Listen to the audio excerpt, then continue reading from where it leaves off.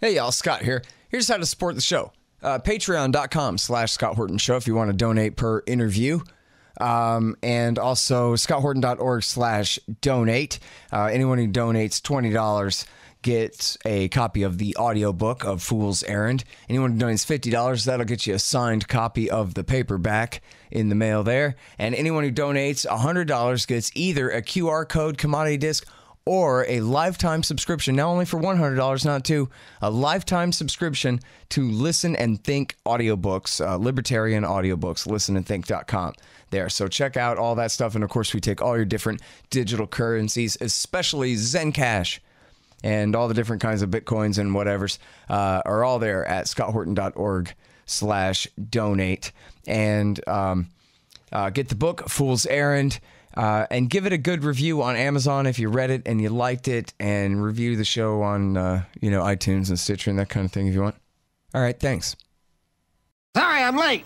I had to stop by the Wax Museum again and give the finger to FDR. We know Al-Qaeda, Zawahiri, is supporting the opposition in Syria. Are we supporting Al-Qaeda in Syria? Well, it's a proud day for America. And by God, we've kicked Vietnam syndrome once and for all. Thank you very, very much. I say it again, you've been had. You've been took. You've been hoodwinked. These witnesses are trying to simply deny things that just about everybody else accepts as fact. He came, he saw, he died. Well, we ain't killing their army, but we killing them. We be on CNN like, say our name, bitch, say it 3 times. The meeting of the largest armies in the history of the world. Then there's going to be an invasion. All right, you guys, I'd like to welcome Nasser Arrabyee back to the show. He's a reporter living in Sana'a, Yemen. From there, I think, too. Welcome back to the show. How are you doing, Nasser? Thank you very much. I'm okay, Scott. Good. Happy to hear that. I worry about you sometimes, man, but so far you're hanging in there. We're a bit over 3 years of the war, and I'm really grateful that over these last 3 years you've come on the show to talk about the America-Saudi war. Of course, there was the war against Al-Qaeda from 2009 through, I guess, now, too, but we're talking about the war against the Houthis that started 3 years ago. And so I guess, can we start then with the most recent developments? They say that the attack on the Hodeidah port on the Red Sea has now begun. Is that just to seize the port, or is it to completely destroy it? It's been under blockade this whole time anyway. What's the point? What's going on? Well, the situation is the same, not change. What is being said about Hodeidah now is more propaganda than real things. But Hodeidah, Saudi Arabia is threatening to attack Hodeidah from time to time as a kind of maximizing the pressure on Yemen. But to be honest with you, what's happening now in Hodeidah, in the western coast, is battles, normal battles like before. It is nothing new at all. But the new thing now is that when Saudi Arabia wants to maximize the pressure, they say we want to attack Hodeidah. We want to attack Hodeidah. Every time there is a kind of negotiations or talks or something like this, and Hodeidah and Saudi Arabia come up and talk about the attack on Hodeidah. Attack on Hodeidah is like the attack on Sana'a, the same thing. They are now at the eastern gate of Sana'a for 3 years, more than 3 years. They were and they are stuck and bogged down at the eastern gate of Sana'a. So there are battles. This is what is happening. This is what is happening exactly. They could not make progress. They couldn't make progress at all. But because of what happened last week, there was an attack on a ship carrying about 50,000 tons of wheat. It was attacked by Saudi Arabia. It was fired by Saudi Arabia missiles, and just to make this kind of propaganda and this kind of things. But I can assure you now that what's happening in Hodeidah and in the western coast, along the western coast, is just normal battles. Yes, back and forth, and a lot of battles. Yes, but the attack of Hodeidah, they are a lot far from Hodeidah, and Hodeidah is there are a lot of forces, and it's very, very difficult, like what happened in Sana'a, as I told you just now. Yeah, well, and so, I don't know. I guess, go ahead if you could and fill us in on the status of the battle in the different zones of the country. Of course, there's recent reports that the Green Berets are helping the Saudis target Houthi missiles in the north of the country.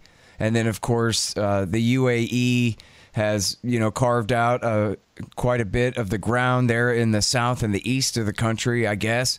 What about Houthi control over Sana'a and the rest of the north? Are any of the lines on the ground really changing? No, nothing changed at all. In reality, nothing changed. But what happened now is about the eastern Yemen. United Arab Emirates dropped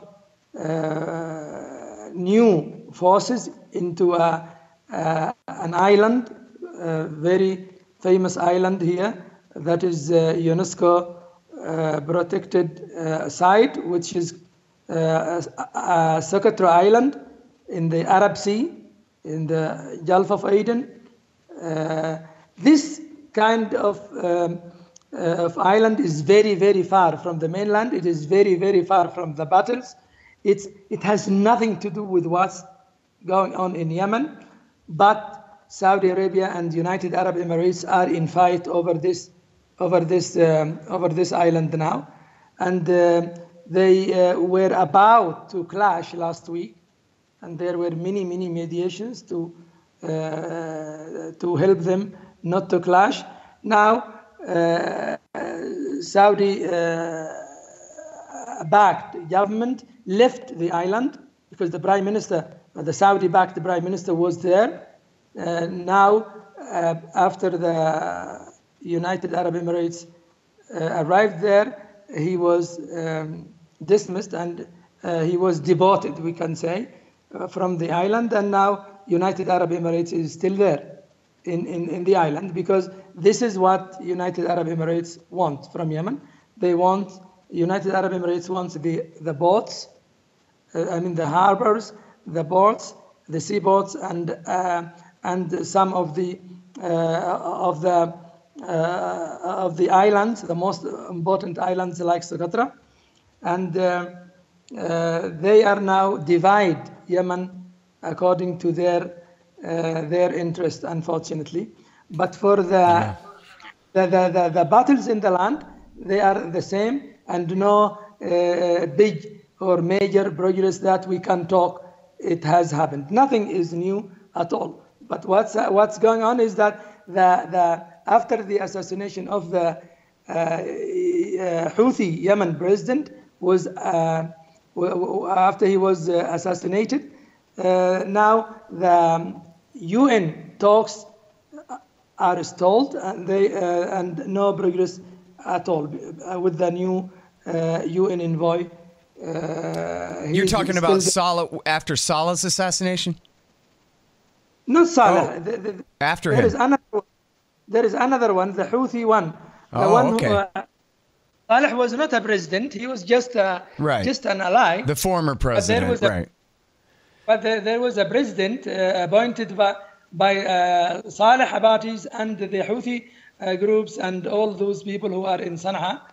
And this one was assassinated by U.S.-backed airstrikes while he was in his way to Hodeidah. And when was that? This was last month. Last month, okay. Yeah, and I think this is the new. This is the big issue that we should have started with, but I thought it was we talked about it. And I'm sorry, I didn't even know that had happened, Nasser. I'm way behind on everything. Pardon me. I think this is the point. This is the point that why the president Saleh Samad, the Houthi president, was in his way to Hodeidah, and he was calling for a million-man demonstration with their guns in Hodeidah, right? 3 or 4 days he was assassinated by airstrikes because there was some kind of intelligence, there was some kind of penetration and infiltration about him, about his whereabouts, and he was killed somewhere. But the killing, the assassination of this Houthi leader, or the Yemen president Houthi, was like when Saleh was killed also, because they thought that everything will turn out in their interest, and nothing happened. Unfortunately, what happened was against them, because when they assassinated him by airstrikes, they didn't know they killed him, because they strike every day. They were not 100% sure that it was him in the car. So they killed him. They didn't know what happened. After 4 days, the people in Yemen, the government in Yemen, announced that he was killed on the date of so-and-so, 4 days earlier. And of course, on the same time, they announced the new president, and everything was organized. Nothing happened. I mean, no chaos, no problems. Nothing.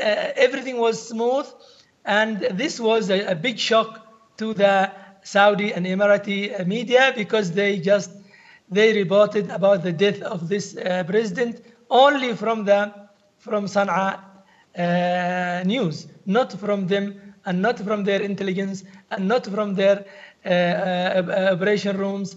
Nothing of this happened. You see, this is why now they talk about Hodeidah. Even the demonstration that the president called for it in Hodeidah, it also took place on the same time that was planned by the president. And Saudi officials said that they killed him only because he said that the 2018 will be a ballistic year against Saudi Arabia. And he said this, yes, he said this, but the ballistic missile is still continuing until today, and they would continue to defend themselves. So this is the most important thing about Hodeidah. And now, so you said that once he was assassinated, then that he was actually in the middle of some negotiations, and that those have now been canceled as the result of his death? No, the negotiation, the UN negotiation, the UN envoy was scheduled, or was supposed to see him on 28th of April, right? But he was killed on 20, right? I see. So I mean, the normal negotiation. I mean, the normal efforts of UN, not something specific, not something special. So now, after he was killed, the UN envoy called Sana'a, and Sana'a told them easily that the president that you wanted to see is killed now, so we don't need to see you. We don't need you to come. So after the assassination is not like what was before the assassination. So it is new now. It is almost a start from all over again. Right. And now has there been a transfer of power to the vice president or whatever he was called, the new Houthi leadership? This is what I wanted to tell you and your audience. Yes, the airstrikes killed him, and it was like any airstrikes that we see every day, hundreds of airstrikes. So they killed him. They hit a car. They were not sure that this car was carrying president, right? Mm-hmm. So the people there, the security in Hodeidah, surrounded the place, and even the people, when they saw a car with rackets and with the people, because the president was with six bodyguards, all of them were killed. So nobody from the normal people, nobody knew that he was president. He was the president, or it was the president. So the people here, the authorities in Hodeidah and the authorities in Sana'a, kept it secret until they prepared everything, until they chose the second president, and they did everything, and then they announced the death, and also who is the successor. And now there is a successor, and everything is okay. The government is going, the president is working, and nothing happened. I mean, nothing. The operation as a whole was not in favor of Saudis and Emirates as they wanted, as they were planning, because they wanted to kill him anytime. Not only they wanted to kill him, but they couldn't. But when they killed him, they didn't know that they killed him until they heard the news from Sana'a. Mm-hmm.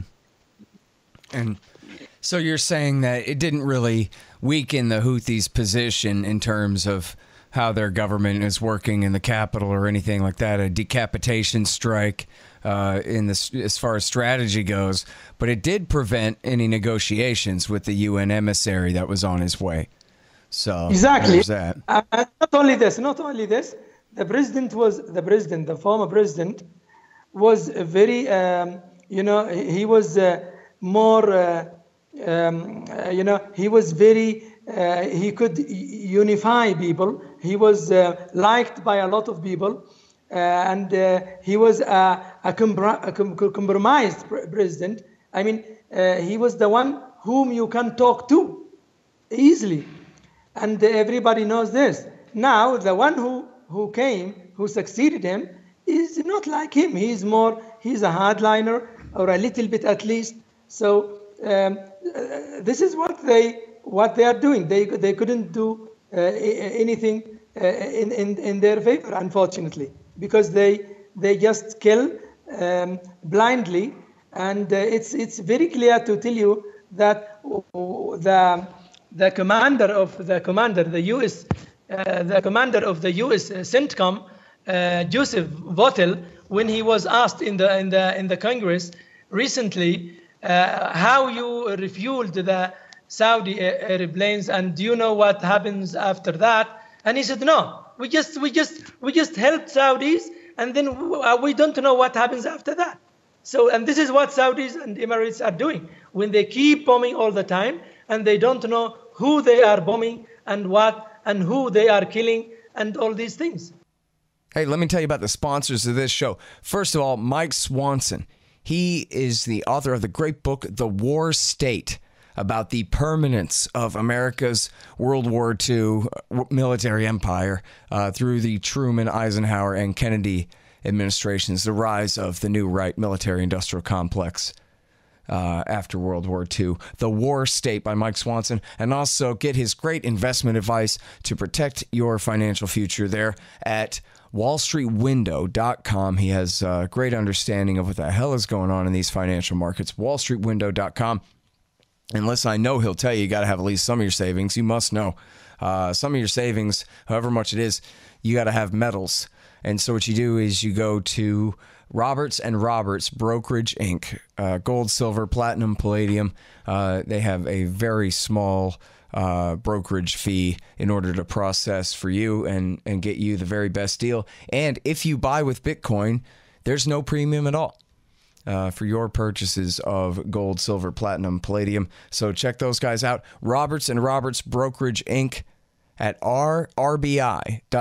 You ever play baseball? rrbi.co. And as I mentioned, Zencash is a great new digital currency. It's also an encrypted method of internet messaging and document transfer and all kinds of things for your business, for your secret conspiracies.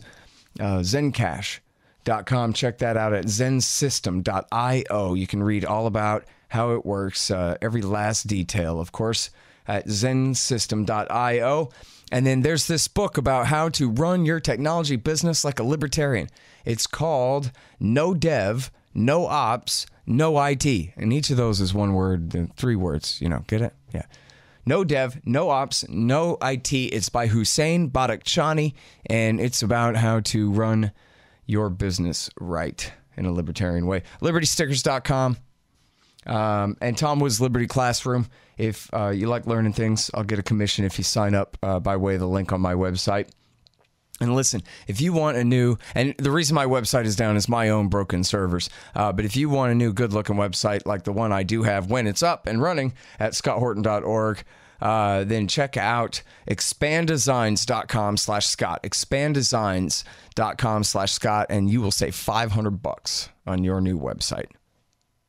Now, let me ask you this. I want to get to the Green Berets in the north there for a minute, in a minute. But, you know, back when we first started talking, and we've talked about this a few different times throughout, and I guess it's been apparent, but I wonder if it's still the case, as you would put it, that, you know, even though the vast majority of Yemen's political factions are not Houthis and aren't Zaidi Shia like the Houthis are and aren't from the far north the way they are, that there's a kind of war is the health of the state effect, a rally around the flag kind of effect, where you said, you know, I don't know if this is your exact words, but basically we're all Houthis now as long as they're the ones who run our government while we're being attacked. Sort of the way Americans rallied around George Bush's son, of all people, and gave him a 90% approval rating after America was attacked in 2001. And I just wonder, is that still the case,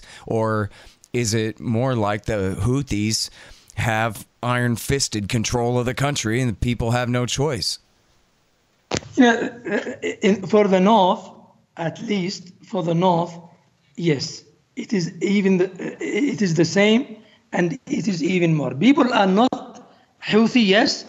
People are not from the people in the north are not from the same sect of Houthi. They are not Shia. They are not Zaidi. But it is not a matter. It is not about sectarianism. It is about defending yourself, defending your country from invasion, from bombings all the time. So Saleh and his people, Saleh, who was assassinated here in Sana'a, who was killed here in Sana'a, he was Zaidi and he was close to Houthi in terms of sectarianism and all these things. But it's not sectarian. It is not sectarian issue at all. Now, it is only in the Saudi media it is sectarian when they talk about sectarian. So the issue now is defending Yemen from being killed and destroyed by Saudi Arabia and the United Arab Emirates, who want only to serve their interest, who want only to divide Yemen and loot the wealth of Yemen. And everybody knows, especially after what happened recently in the island of Socotra, when they were almost to fight with each other over the beautiful and the most beautiful island of Socotra in the Arab Sea.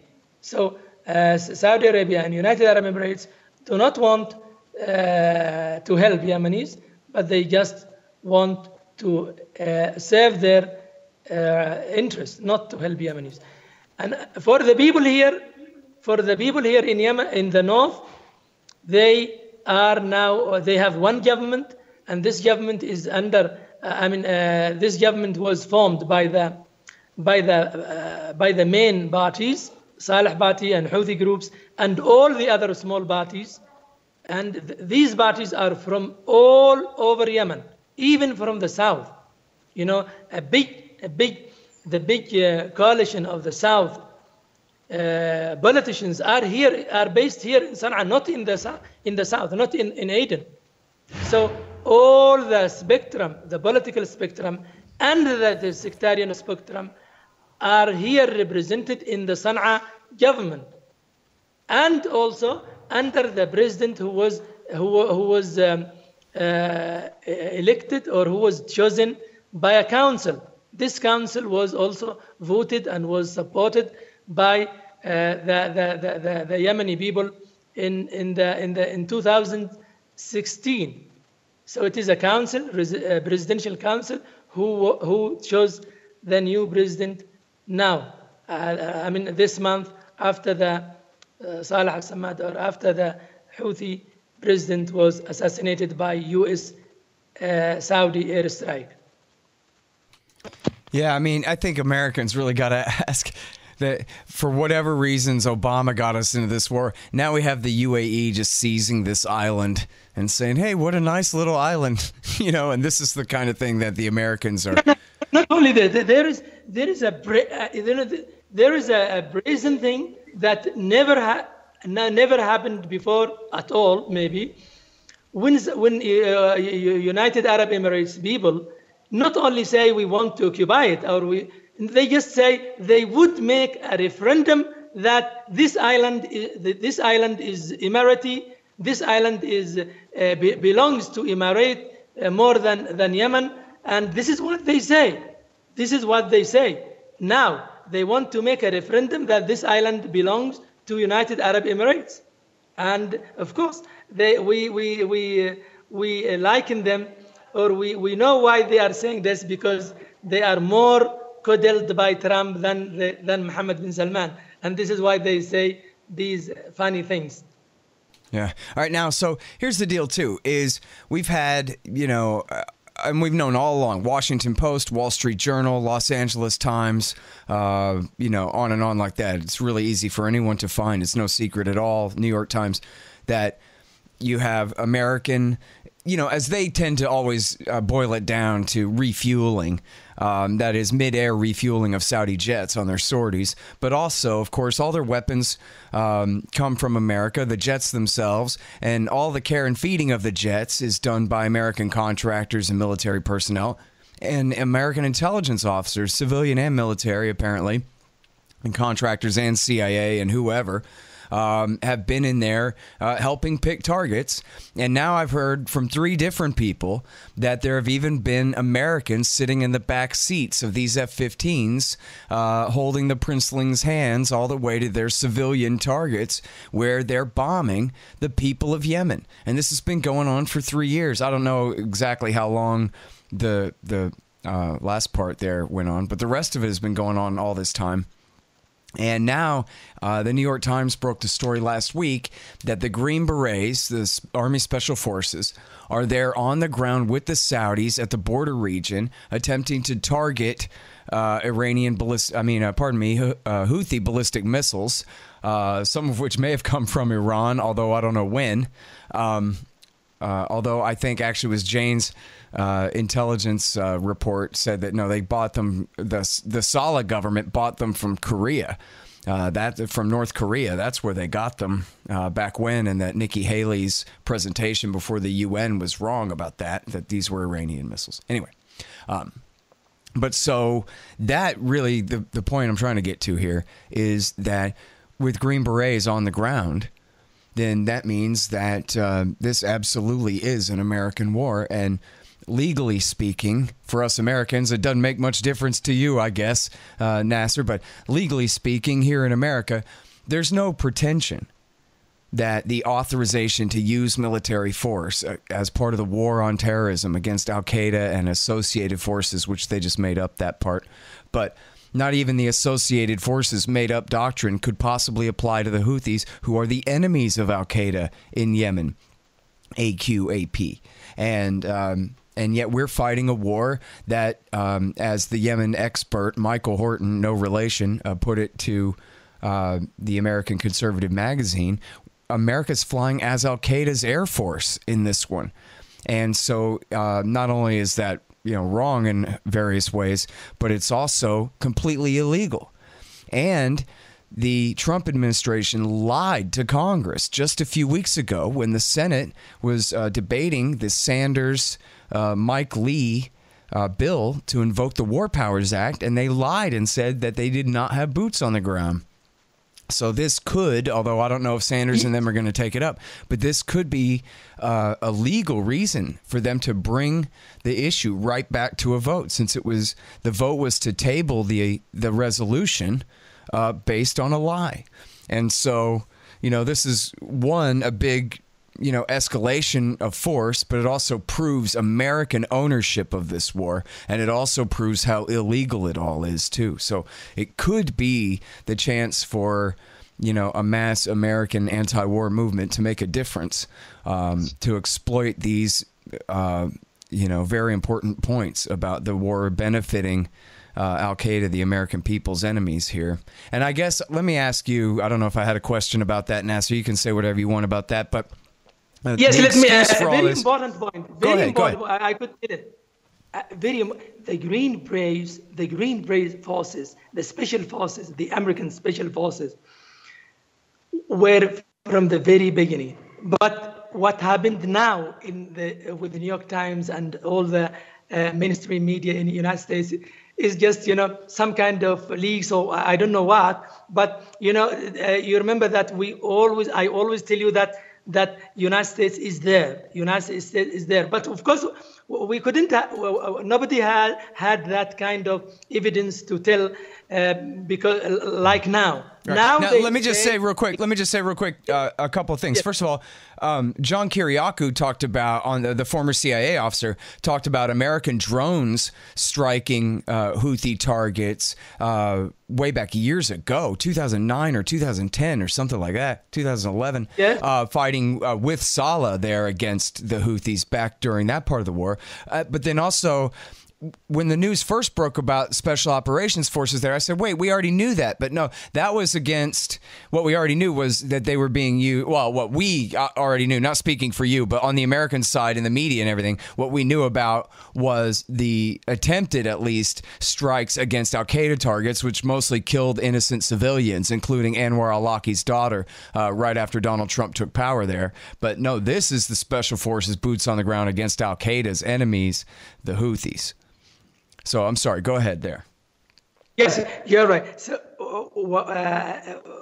for the Green Berets, the Green Berets are there always, not only from now. So, and what happened now is that Mohammed bin Salman complained to Trump when the big missiles hit his palace in Riyadh, and he said now, I should have, he said to Trump and to the American officials, I should now have forces, American forces, to help me because they hit the capital. This is the big thing. But let's suppose that this is the truth.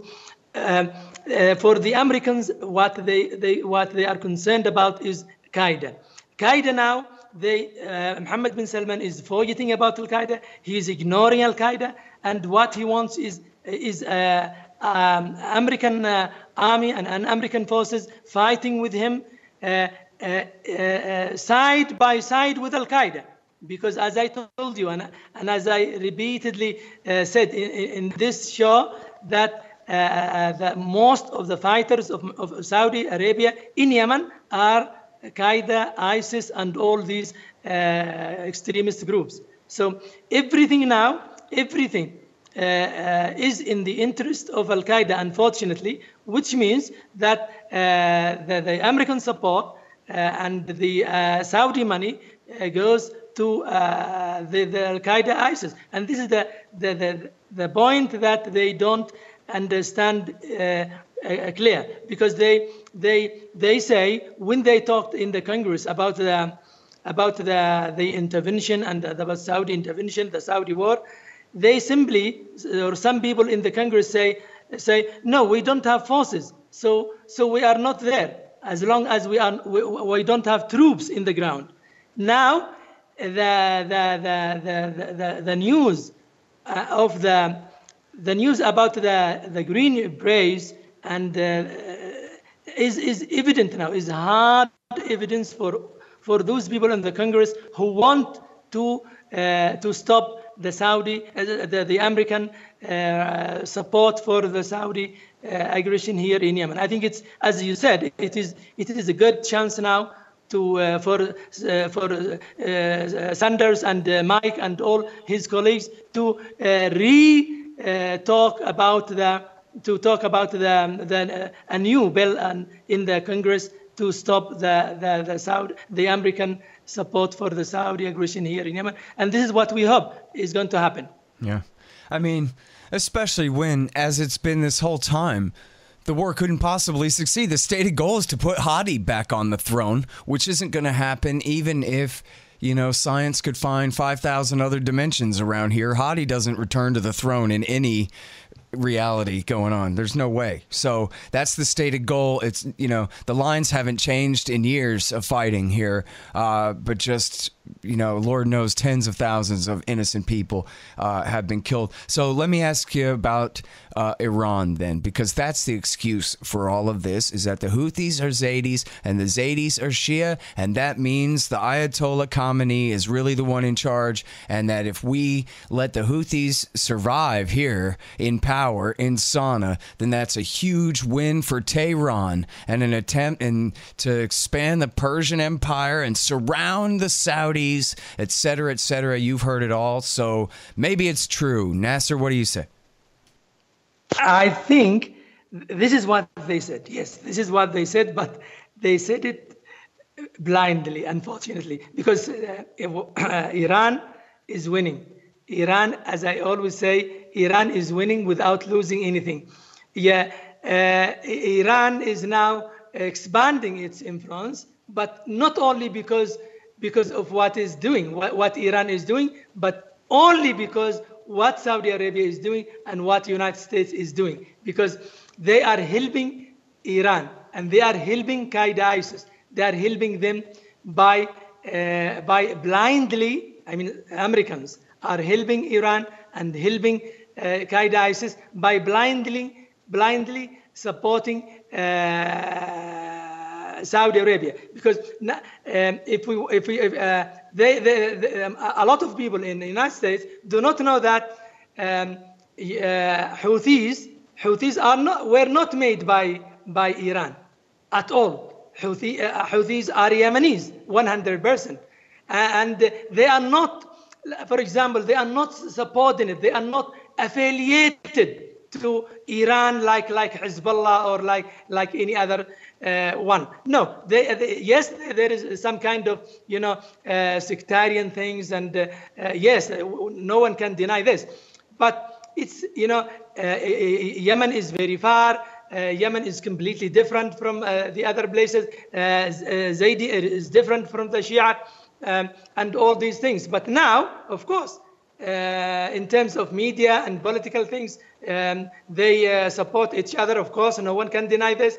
But the influence that Iran is getting is not because what Iran is doing, because Iran is not doing anything for Yemenis now, for Houthi. They are not helping them with anything. There is no single soldier here in Yemen. There is no single Irani soldier here in Yemen at all. But for the other things, media, political, this is something else. For the missile, it is a big lie. Missile, there is no missiles coming from Iran because it's impossible. Yemen is blockaded.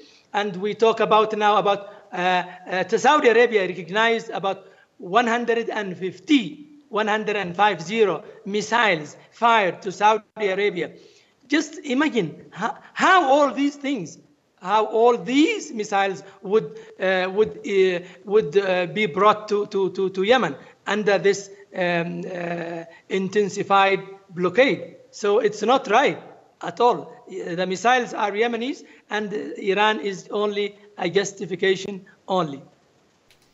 You know, it's funny. I read an article, I guess it was about a year-old article in Reuters about, Iran is stepping up support for the Houthis, and it had all just a bunch of anonymous claims from American officials, obviously. But then that was the one thing is they didn't mention the blockade in the whole article because that would, of course, undermine the entire point of the article. Yeah, exactly. Exactly. Yes. Oh, a blockade enforced by the U.S. Navy that rules all 7 seas and the entire oceans too. So, yeah. Oh, exactly. Okay. That's a little hitch in the story. And by the way, we have to mention one point. The Green Berets that who were mentioned by New York Times and others, they came only, as the New York Times said, they came only to Saudi border only to monitor the launch pads, of the missiles, and to know where these missiles were fired. Now they couldn't determine even one launch pad. They didn't know where these missiles are being fired from at all. So Yemen is big, and the geographic nature of Yemen is completely difficult, and it's not easy for anyone to know what's happening or where you can put your missile or something like this. But if it's Iranian, Iranian cannot do all these things in this short time, of course, at all. But it's just a justification to hit Yemen and to loot its wealth. All right, thank you again. I'm so sorry about what my country's doing to yours there, Nasser. I'd stop it if I could. And you know what? I know you know that there are a lot of Americans who really even directly in spite or to spite our mainstream media and its blackout of these issues, really do care a lot and are working really hard to try to stop. Not that counts for much when you're under a rain of bombs, but like we talked about with that Senate effort, there are a lot of, just regular American civilians pushing really hard to see that kind of thing through. Not all hope is lost there, I guess, not yet. Yes, we hope that things will go better, and we hope that Saudi Arabia would come back to its sins, and peace would be only for all, for Yemen and Saudi Arabia and everyone. But now there is a problem.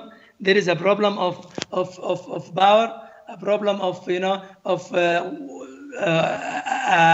someone who is young, Mohammed bin Salman, who wants to ascend the throne on the rebels of Yemen and on the dead bodies of Yemen, and this is not right for him to be a good king at all. Yeah. You know what? I'm glad that you mentioned that. I think that's such an important thing that people recognize the, as they call it, the public choice theory there, where there really is no such thing as Saudi Arabia, just different individual politicians there. And in this case, you had this very young and very inexperienced deputy crown prince who was named Deputy Crown Prince and Defense Minister at the same time and immediately went to war in order to prove what a grown-up he was. He was only 29 years old at the time. And this was it had almost nothing to do with Yemen. It was all about, palace politics and how is he going to be able to show up his cousins and uncles and succeed his father and, as the king of the country. And so this was, a big PR stunt for him, right? Like Hillary Clinton attacking Libya. This was, part of his, solidifying his political stature at the expense of these lives. He thought that it would only be one day trip and come back and be good and powerful king. This is what he thought. Yeah. Just one day. They even called it Operation Decisive Storm. Yeah. Man, all right. I'm sorry for 4 gallows years humor now, here. decisive. 4 years now, and it's decisive. Yeah. All right, listen, well, take care of yourself there, Nasser. Appreciate it very much. Thank you very much. Thank you very much for all this. All right, best to you and yours, man. All right, that's Nasser Arrabyee, guys. He is a reporter from Sana'a, Yemen. His website is yemen-now.com, Yemen Alan, yemen-now.com. And you can go back and read what he used to write for the New York Times.